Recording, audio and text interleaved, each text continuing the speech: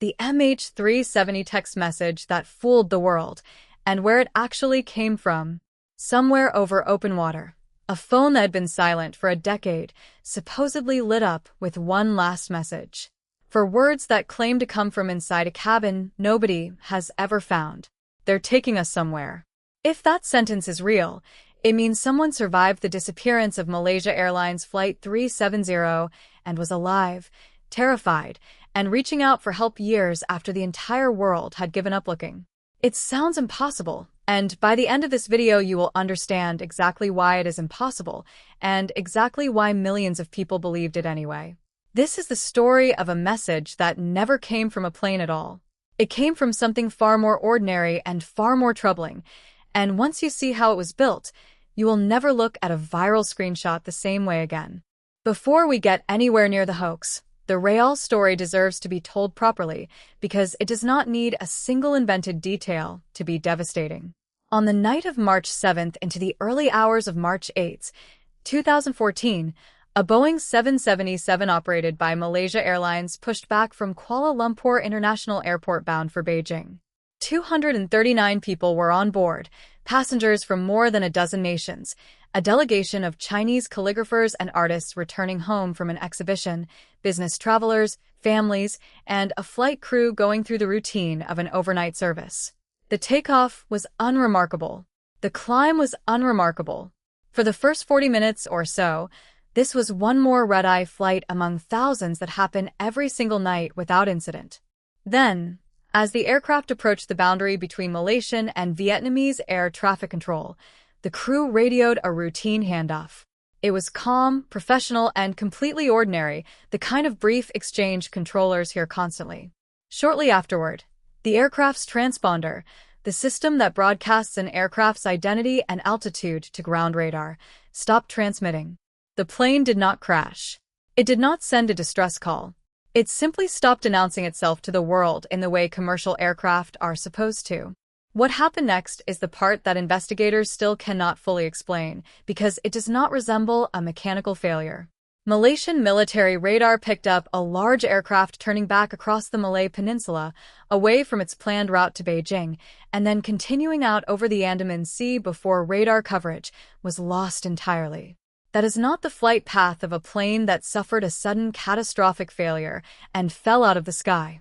It is the flight path of an aircraft that appears to have been deliberately redirected. For hours afterward, the aircraft continued to exchange brief automated signals with an Inmarsat satellite in a geostationary orbit above the Indian Ocean. These were not messages. They carried no words, no coordinates, no distress content of any kind.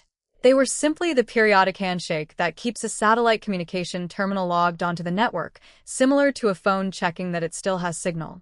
But because those handshakes continued for roughly 7 hours after all other contact was lost, engineers were later able to use the subtle timing and frequency shifts in that data to estimate a rough corridor across the southern Indian Ocean where the plane most likely flew until it ran out of fuel.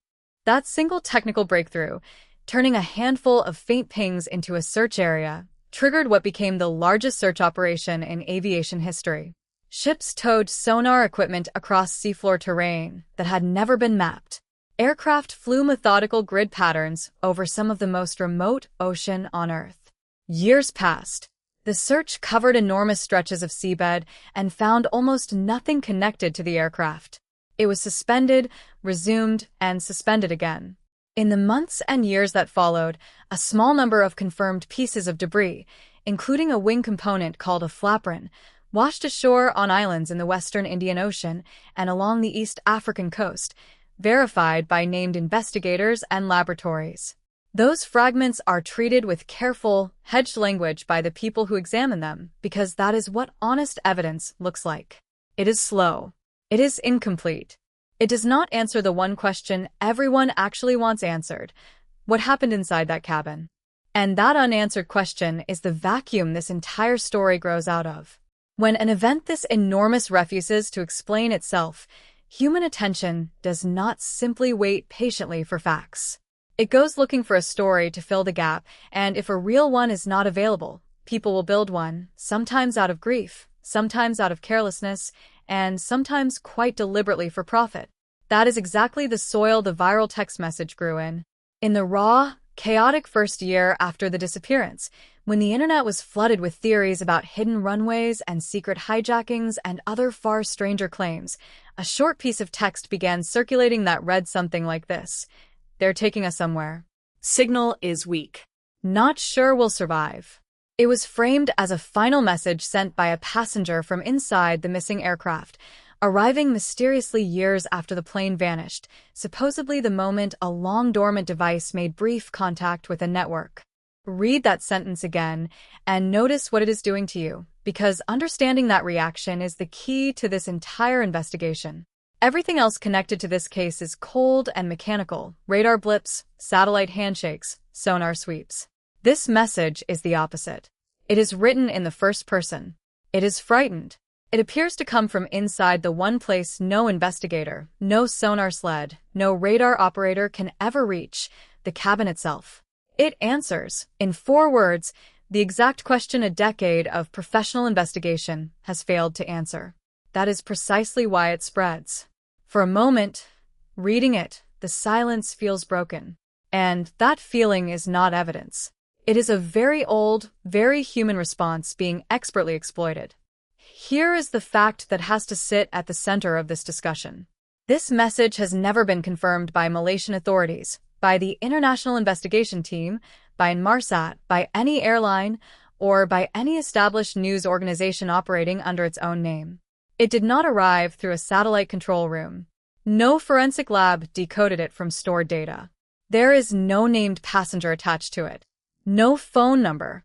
No carrier. No timestamp that holds still from one retelling to the next. What actually exists is a screenshot, or a description of one, passed from account to account, gathering unearned authority with every repost. Think about what it actually takes to fabricate a claim like this.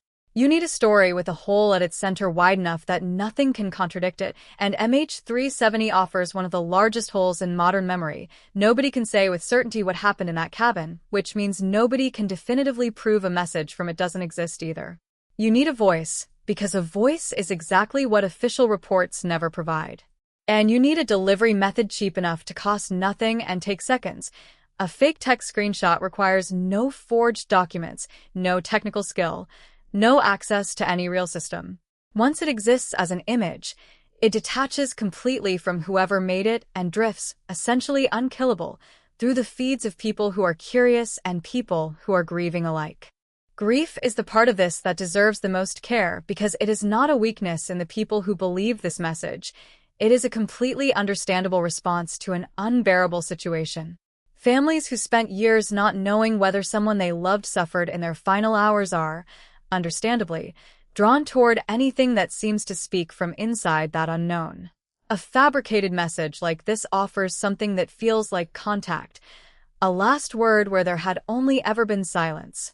That longing is exactly what a convincing hoax is built to exploit, and it spreads not because people are foolish, but because they are hurting, and the message is engineered to feel like an answer exactly where an answer is missing.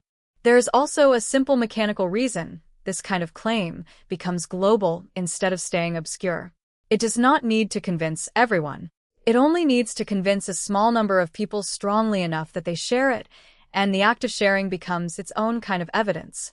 The first person to post it might add a cautious, not sure if this is real. The next drops that caveat entirely. A few reposts later, someone adds a confident frame. Why isn't anyone covering this? And by the 10th or 20th share, the claim has picked up a kind of phantom authority that traces back to nothing except the previous share.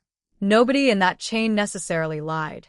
Most of them simply trusted that whoever shared it before them had already checked. Look closely at how the message itself is constructed, and you can see the same pattern that shows up in almost every successful hoax of this kind. There is a screenshot, but the passenger is almost never named, and when a name does appear, it changes between different versions of the story. There is a phone, but no carrier, no device model, no account attached to it. There is a supposed moment of transmission, but the timestamp shifts depending on who is retelling it.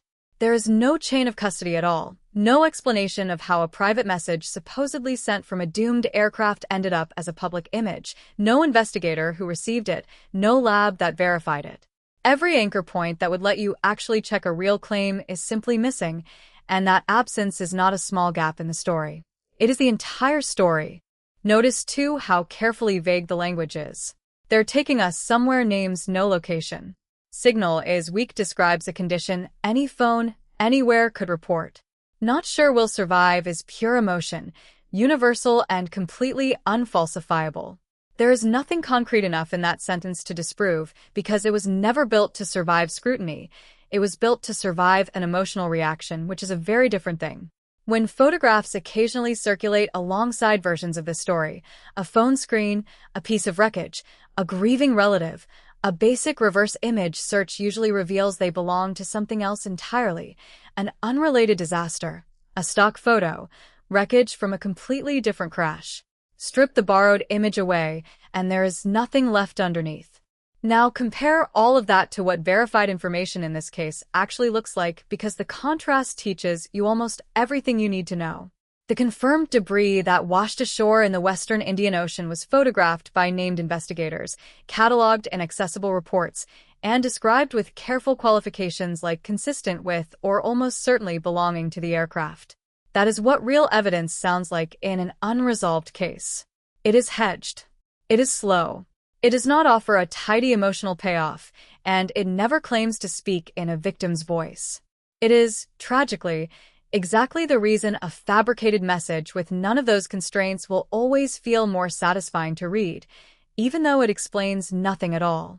What makes this particular hoax worth revisiting now, rather than treating it as an old rumor that should have faded away years ago, is that the tools used to produce it have changed dramatically. For a long time, a fabrication like this required at least one person to sit down, write the words, and crop a stolen photograph. That process created a small amount of friction. It took effort, and effort leaves traces. That friction has largely disappeared. Generative tools can now produce a chilling sentence, wrap it inside a realistic-looking phone interface, narrate it in a calm and convincing voice, and lay a somber cinematic reconstruction underneath it, all in a matter of minutes, and repeat that process in dozens of slightly different variations, so each one feels like a fresh discovery instead of a rerun of the same claim. Watch how the language of these newer versions has shifted, because the shift itself is revealing. The earlier version of this hoax made a direct, checkable claim. A passenger sent this text. Direct claims can be investigated, and when they are, they collapse. The newer versions are more careful. They talk about a signal that was supposedly recovered, metadata that was supposedly decoded, an unnamed analyst who supposedly found an overlooked fragment buried in years-old transmission data. The message hasn't become any more credible. The language wrapped around it has simply become more technical, and technical vocabulary delivered in a calm, measured voice does something a plain screenshot never could.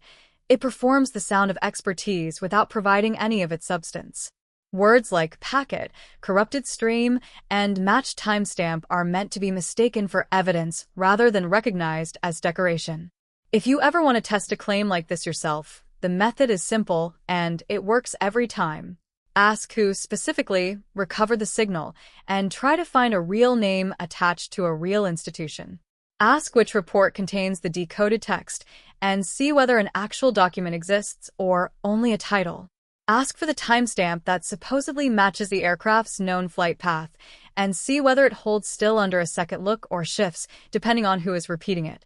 In every version of this hoax, real and newly generated alike, those answers dissolve the moment you actually go looking for them, because there was never anything solid underneath the story to begin with. The most important part of this entire investigation is not the mechanics of how a fake screenshot spreads. It is the people standing on the other end of it. Somewhere, right now, there are family members of the passengers and crew of Flight 370 who have spent more than a decade without a real answer, who still have an empty chair at a table and a name still saved in a phone.